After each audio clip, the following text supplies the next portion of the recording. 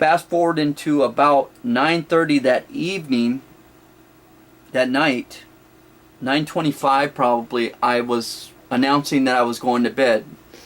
Now going to bed for me is 10 feet from where Dad slept, and I'm actually in the chair. As you can see, this chair I'm in, this is the chair Dad would sleep in, protecting his son. This is what Dad did on daily for the latter days of his life.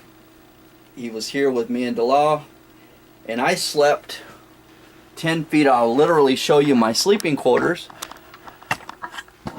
is back in there. Back in there. Okay? I'll zoom out a little bit. It don't matter. That back there. To that wall. To that wall. Pull it back so you can see. That's okay. To that wall, to where you see me sitting now, is where Dad was. So this was about 9:30 or so I had turned in. Unplanned, generally when I turned in, everybody was going to start getting on their turn in to give me quietness. That just the way it was, just the way it still is. I'm king for no reason, but people respected when I went to bed. I wanted them to stay up. I still announce to this day, don't worry about me, I fall out. Well, guess what? I couldn't go to sleep. And what is the significance of that? Well, when I lay down, 4 minutes at the most, I'll do a couple tosses and generally turn to my left, and I'm asleep. But the Lord wouldn't let me sleep. So I began to be nosy and listen to the two people that were still up. And without them knowing, I was still awake. And I could hear some faint talking. And then eventually, just a few minutes later, they were saying goodnight.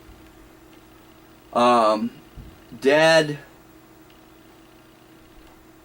I think Dad turned the last light off. And D-Law returned to her bedroom. I turned all the rest off. Right. So it was dark. And D-Law sleeps. I'll give you a little visual. Down the hall, there's a bedroom. Down there. I don't know if you got... Yeah. Down there. Okay. So she's significantly further from us when the episode occurred. So... this is the chair Dad had passed away, not in, but began the pulmonary attack from. He turned off the last light, and I just listened to him. And Dad, when he decides to put his head back, he's snoring. Well, it's a very nasty snore I'm listening to. And I almost want to say to him, are you okay? But remember, I was pretending to sleep over there. I can't sleep. For some reason, I cannot sleep. And I know the reason. The Lord wasn't putting me to sleep. Something was going to happen.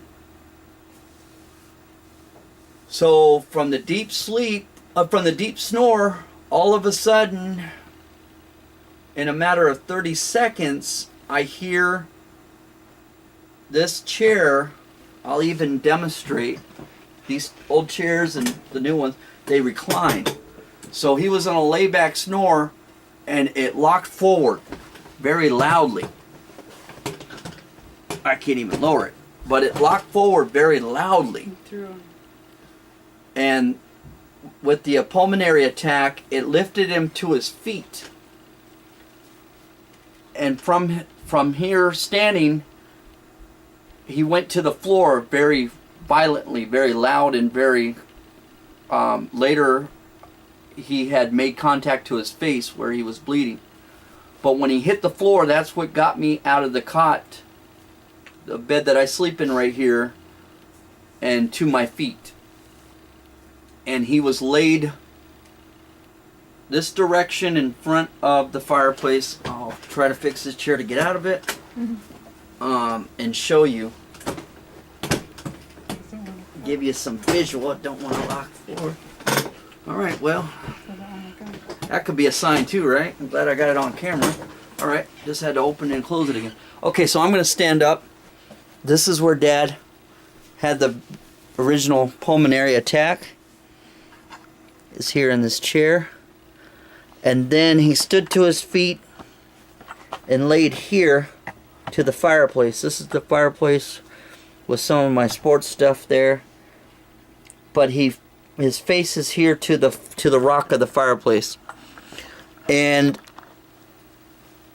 I jumped up and got over top of him with each leg straddling each side of him, and he was in this, his eyes were open but rolled back. So back meaning to the top of his head. And he was puffing air out. And the first thing I noticed was an extended chest. And what I mean by that is Dad was a bodybuilder at one time. I gotta brag about him. So he was a broad man anyway. But it almost felt as if his chest was so extended it could have touched my leg. It was that far out. But not knowing pulmonary, I assumed heart attack.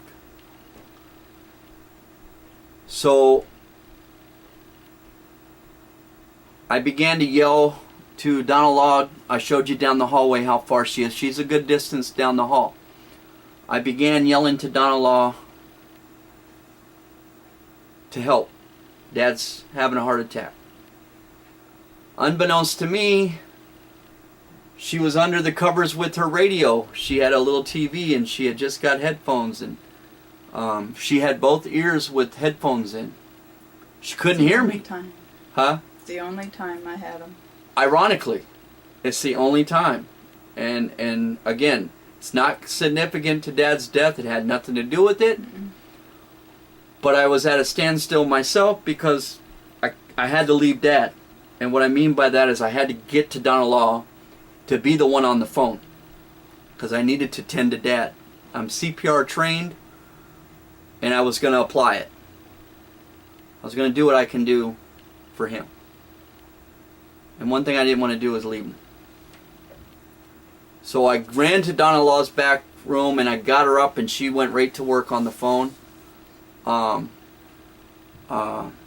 returned to Dad, and at that time was the first time I tried to turn him. He was on his side. I could see the blood from his mouth, so I knew that's where the noise I had heard. He either hit something or that's the contact hit the ground. He was still releasing air, and I'm screaming to him not to leave me, amongst other things. I'm not going to cry, I'm just winded a little bit, I'm tired. And I'm screaming to him to stay with me. I'm yelling back to Donna Law about the phone, and she's got him coming. Somewhere between that time, I'm trying to turn him. And I can't turn him because, unbeknownst to me, Dad wore his coveralls all the time. And what the coveralls are is it's a one-piece suit that you see somebody in a shop wearing. And they have open pockets to get into your pants below. And this right arm was wedged down and grasping his leg. Unbeknownst to me, I didn't know all this until later. But when he had stood up, that arm never left the inside of that coverall.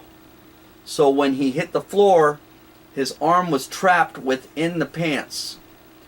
And it was wedged enough where I couldn't flip him automatically.